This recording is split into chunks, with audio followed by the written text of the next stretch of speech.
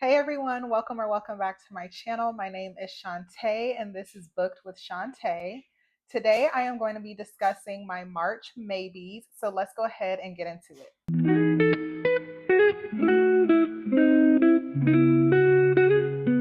So first we are going to start with thrillers, and the first book in the thrillers category is My Husband's Wife by Alice Feeney.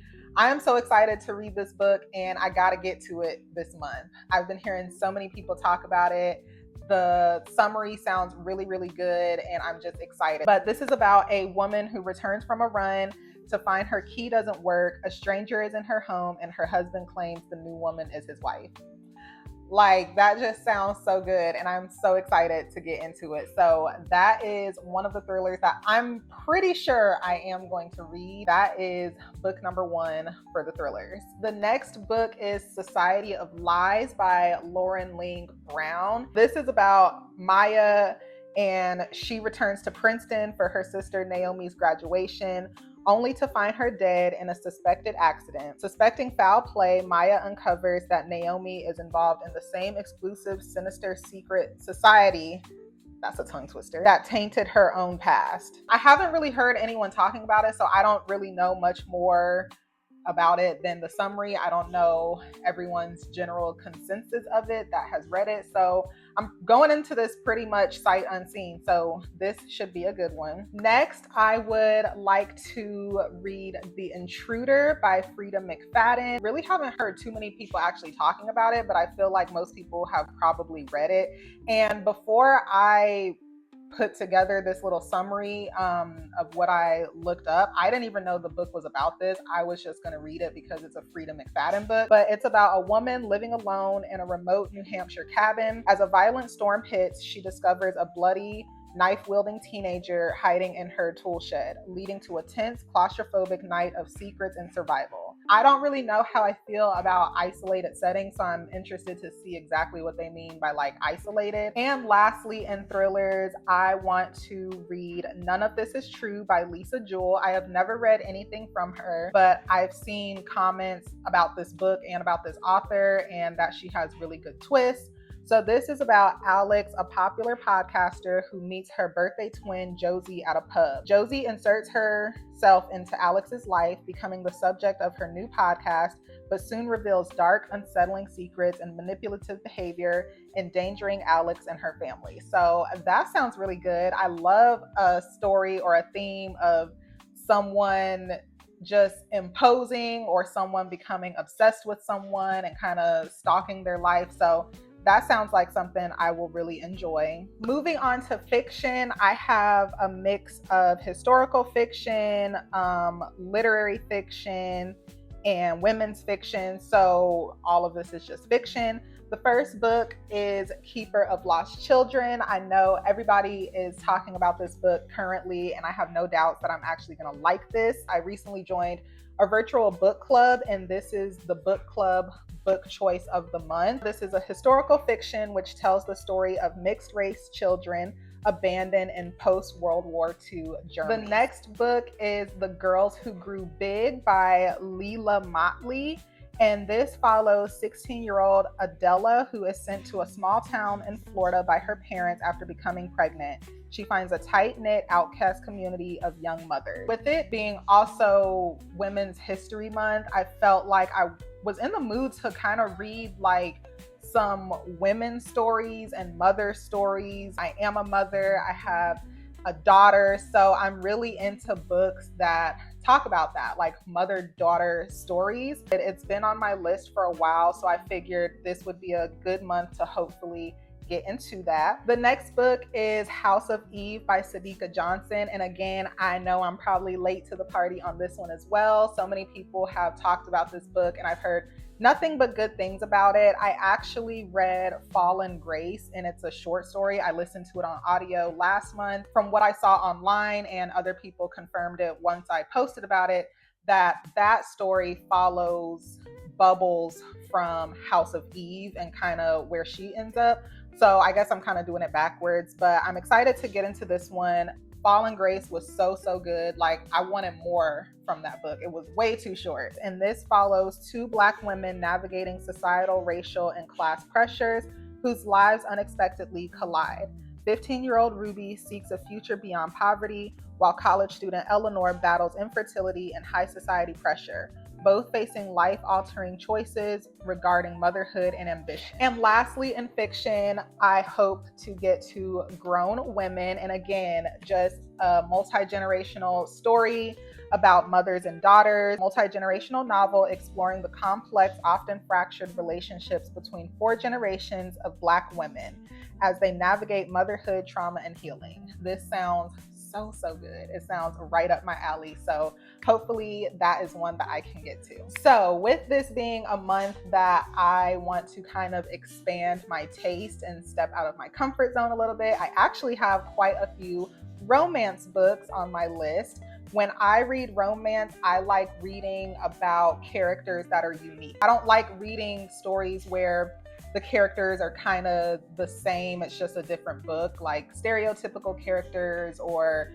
I don't know how to really describe it, but I just really like when characters are unique, or at least the storyline is unique. So these books, from what I researched online based on my taste and what I've heard from other people, these sound like some romance books that I might enjoy. So first we have The Sun Is Also a Star, and I'm actually currently reading this. I started this, I think, Saturday. Today's Monday. I started this Saturday, so I'm only on page like 25. I'm also listening to the audio because my Libby had audio and the book, so I was like, that's perfect. So I'm only a little bit into it, but this follows Natasha, a science-minded, pragmatic Jamaican immigrant facing deportation, and Daniel, a poetic, romantic son of Korean immigrants under pressure to succeed.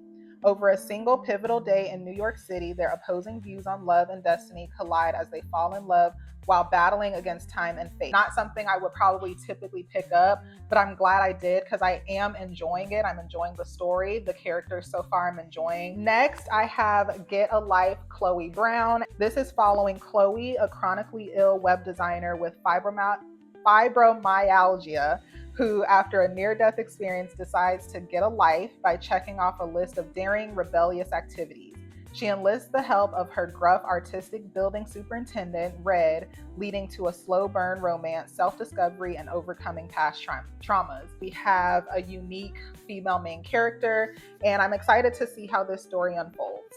Next in romance, I have Losing Sight by Tati Richardson, and I have been peeping this book since like last month. I went to the bookstore at the beginning of February and saw it and put it back to get a different book. People were telling me that this was a really good read, so I was like, okay. I went back and I didn't see it, so I'm really excited to get into this one. This is about Nikki, a 40-something sports reporter fighting ageism and failing vision. After losing her top spot, she finds love with Gideon, a widowed optometrist, and gains a magical perspective-shifting pair of glasses. It's a seasoned romance with medium spice and magical realism. Again, because this is different than what we typically see in romance. They're an older couple.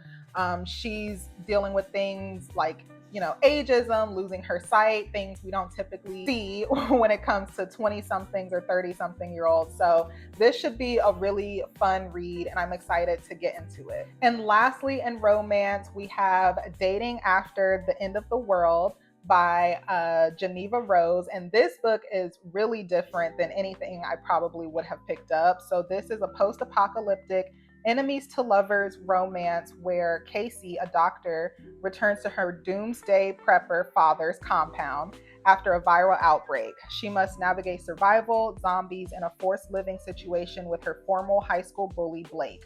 So again, I don't think this would be typically something I would just pick up. If this were a movie, I would probably be interested in watching it as a movie, but I do like Geneva Rose. I've only read one book from her. I read One of Us is Dead, and I talked about that in my February wrap-up video, but I loved that book, so I want to read more from her. So I figured this would be kind of a fun, unique one to start with to see how I feel about her writing in a book like this. So yeah, that should be an interesting read. And lastly, I have one memoir that I'm gonna make a priority to get into, and that is Finding Me by Viola Davis. I haven't read a memoir since probably like 2016, 2017. I read Angie Martinez's memoir and I loved that one, but I haven't really read any other memoirs since then. But as I'm maturing in my reading, I do want to get more into it. And I actually have a couple others that I hope to get to this year. So I might start incorporating that at least like once every other month or just a few times out of this year reading a memoir. I've been seeing people say to listen to the audio because it really amplifies the experience. And so I'm going to do that. I'm going to read and listen. We know Viola Davis is a phenomenal actress, so I have no doubts that I'm going to really enjoy her memoir. All right, you guys, that is it. Like I said, it's a lot of books, and I know I'm not going to get to all of them this month, but I do want to stick to this list. This is a strong list. I have my thriller in there. I have some romance in there, which is a new genre that I'm stepping into and just finding what I actually like in a romance, because I don't want to write off a whole genre just because I had a couple bad experiences with a few books or a few authors' writing styles. So I'm really just testing the waters. Got a memoir in there, of course, some fiction. So I'm really excited for this month, and I think it'll be a good reading month.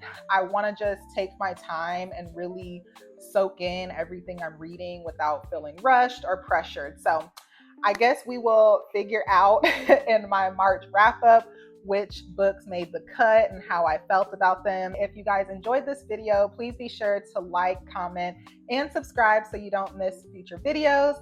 Thank you so much for watching, and I will see you in my next one. Bye.